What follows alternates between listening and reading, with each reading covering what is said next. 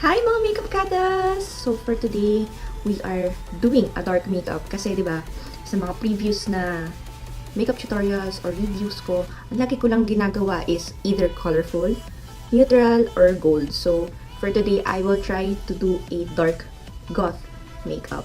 I've been planning to do this, pero gusto ko lagyan kasi ng twisted. Hindi lang ako sure kung anong kalalabasan kasi I haven't tried it before. So let's do it. But before we proceed with the video, please do not forget to hit that like button, subscribe to this channel for more videos. So I've already primed and set my foundation. So ang gagawin talaga natin ngayon is that eye look. For today, I will be using Naked from Urban Decay. And this is the latest palette that they released. It's the Naked Cherry. And my old goodie palette, this is the Anastasia Prism palette. I also had Urban Lovin' the Modern Renaissance, pero sayang naman to kung hindi magagamit. So, let's try. Kasi nakikurious na talaga ako kung ano magiging look sa akin itong obsidian na to. Ayan. So, first, we are going to do the base. Prime na. So, proceed na tayo. I'm going to use the shade Caution.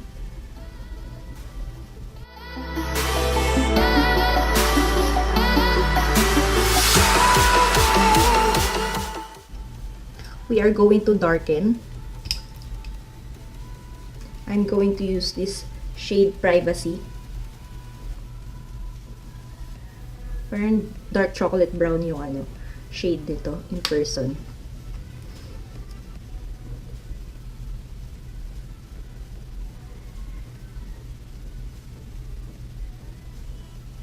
We are going to apply this only in the crease para hindi tayo mabigla kung magkaroon man tayo ng konting mistakes.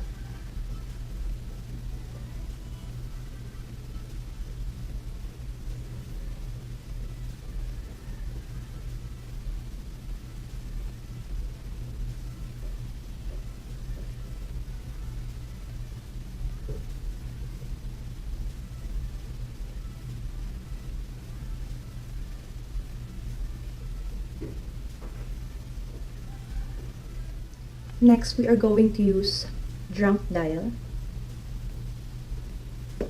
Ito medyo deep cherry red siya.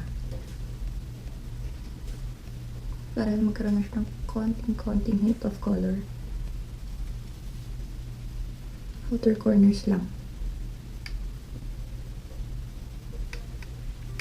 And then, ito na yung gusto natin makita.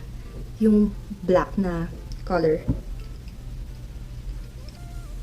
You're going to use a smaller and anong tawag dito, flat brush na mas manipis. Napaka-smooth talaga ng creamy talaga ng Anastasia.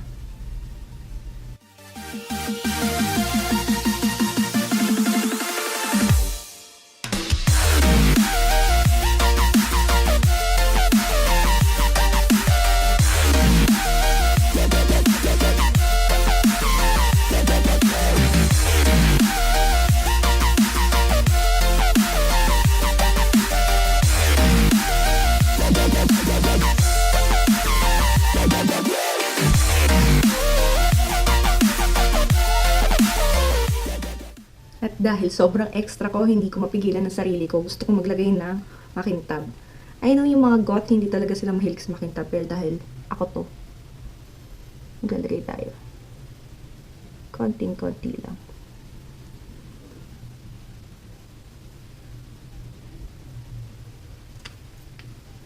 Gamit tayo ng concealer brush para mas defined. Kaya mag-alala dun sa lagay ng concealer kasi i-retouch naman siya mamaya.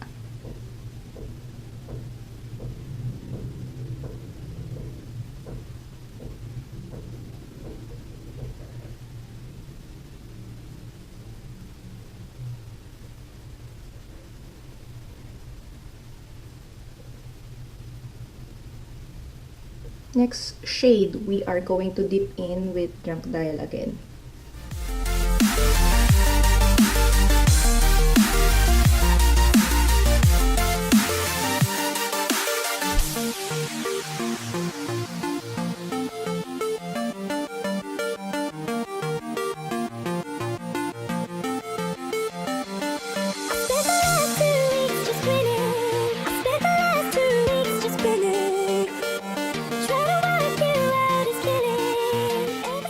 we are going to line our eyes with Technical by MAC.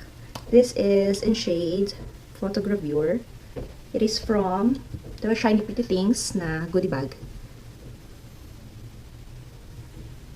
This is also a first for me kasi hindi talaga ako nag-eyeliner.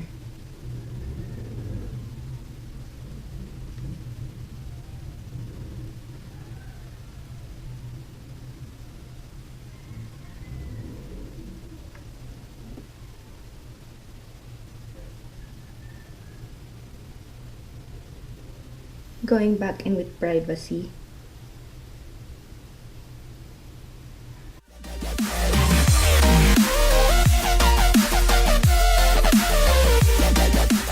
Actually, hindi ko alam kung bakit may mga tao nagsusuot ng ganito klaseng eye look. Napakatapang. Pero siguro pagka for certain occasions, siguro talagang maganda tong eye look na to. Matapang, very fierce. Kahit nga tignan lang kita ganyan, parang feeling ko mga ina ko ng tao. Lalo na siguro pag pag black din yung lipstick mo.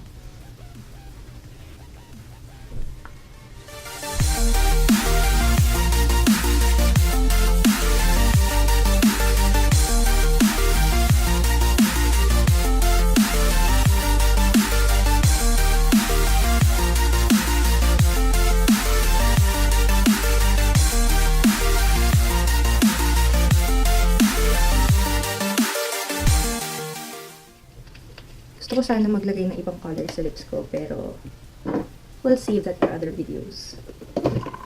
For today, we are going to do a dark lip. This is the shade 715 from the HD Revlon, or HD Arabica rather.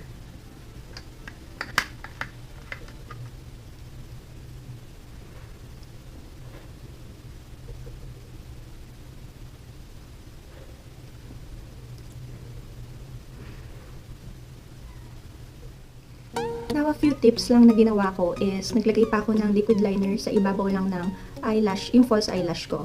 Nilagyan ko siya para hindi masyadong halata na may false eyelashes ka. Although kita naman dahil mahaba. Pero mas mukha kasi natural kapag may liquid liner sa ibabaw. Para na matakpan yung glue na nilagay mo. So, ayan, nag-add din ako ng konting eyelash mascara. Ito yung MAC in 3D Dimension.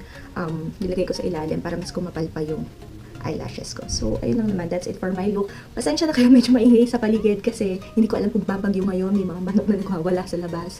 Tsaka yung hangin, yung yero ng kapitbahay na didinig natin. Pero, what's important is natapos natin yung look natin. And, I really, really like my look for today kasi very different from what I've always done. Hindi ako lagi nagda-dark makeup kasi, ewan ko, pero parang feeling ko lang kasi hindi siya bagay sa akin. Pero tingin ko, dahil nilagyan natin siya ng glittery or somewhat ibang shade, medyo bumagay siya sa akin. Tingin ko kasi pag all black, katulad nung kay Jenny Humphries sa Gossip Girl, tingin ko hindi ko talaga siya kayang dalhin kasi may itim yung under eyes ko. So, magmumukha lang talaga ako rakot.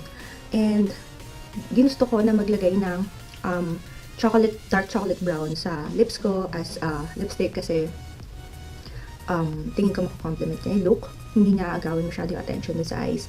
And gusto ko sana i-try mag-red. Kaya lang parang yun nga, mag-aaway nga sila. Kasi tingin ko mas mapapansin yung red lips natin kasi sa dark eyes natin. And also gusto ko sana i-try yung blue lipstick. Ito.